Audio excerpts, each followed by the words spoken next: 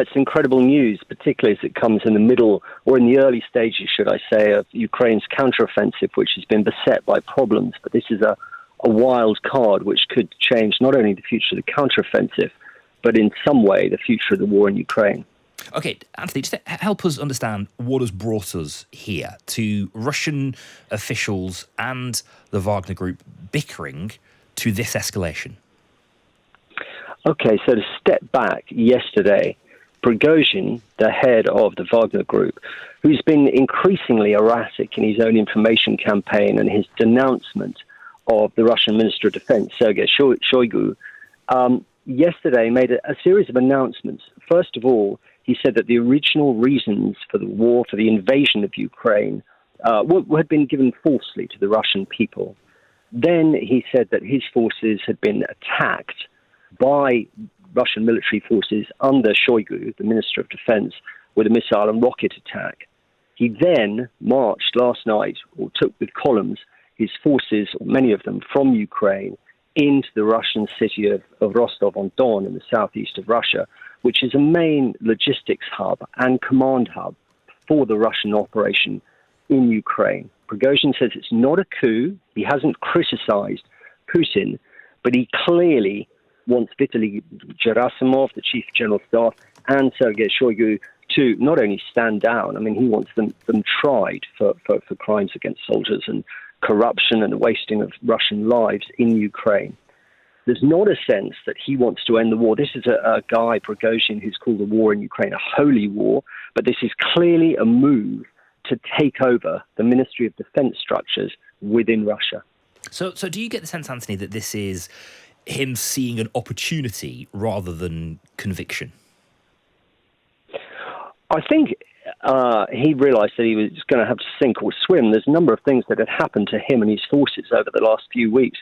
First of all, in an effort to bring the Wagner group under central military command, an edict was put out that ordered all Wagner fighters to sign up their allegiance to the Ministry of Defense by the 1st of July. That was one step to marginalise Prigozhin. Then yesterday we had these supposed attacks on him and his forces by forces loyal to the Russian Ministry of Defense. I think Prigozhin realised that if he didn't move in some way or another, he wasn't going to be just marginalised, but he was probably going to be arrested. Right, it's extraordinary. And so, as we understand it, he is in Russia at the moment, prepared to march on Moscow, he says. How serious a threat is that? Well, you've got to remember that Moscow, I think, is about 680 miles away from Rostov. Now, that's a long way. It's clear that Prigozhin is in Rostov. It's clear that his forces have seized some key installations, including, it seems, the airfield in Rostov. And also, let's remember how important Rostov is to the war effort here, to Russia's war effort in Ukraine. It's their main logistics hub, but also a command center where their joint forces command sits. Now, that's a really big deal. Prigozhin's been seen meeting with the Deputy Minister of Defense and the Deputy Head of Intelligence in Rostov.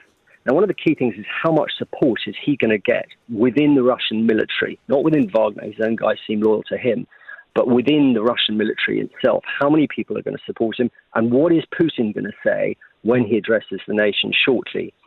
So far, many Russian generals have queued up to criticize Prigozhin, but it's interesting, looking at one of his allies, General Surovikin, yesterday, who yesterday evening came out on video and denounced Prigozhin. It's very odd.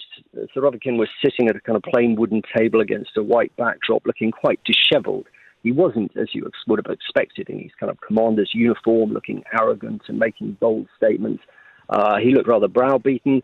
It's not inconceivable he could have been forced to make that statement. So it's unclear how much loyalty Prigozhin's got and what Putin is going to say. And those two factors will decide the outcome of this.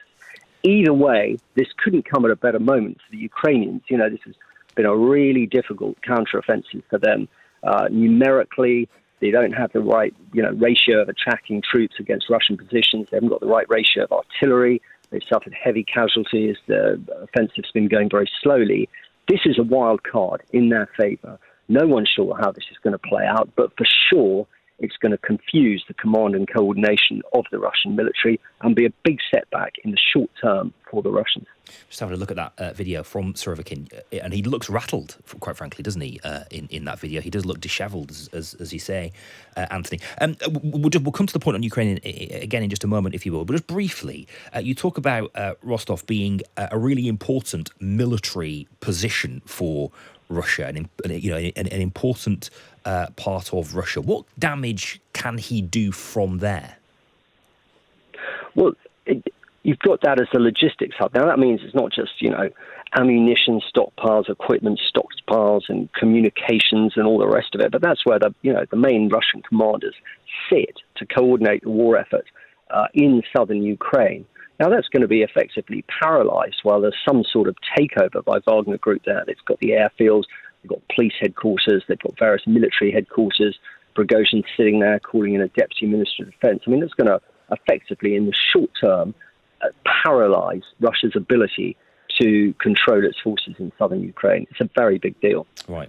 We are expecting to hear from Vladimir Putin in hopefully the next sort of couple of minutes or so. We're not quite sure. Of course, this is a really fast-moving situation in Russia. It may not be that imminent, but if and when we hear from him, we will bring it to you on Times Radio this morning. Anthony, take us back to Ukraine, because you have spent 48 hours effectively with a Russian spy drone bunker, kind of in the trenches with Ukraine. Ukrainian. Yes. Ukrainian. Yes. Sorry. Forgive me. Yeah, a Ukrainian spy drone bunker.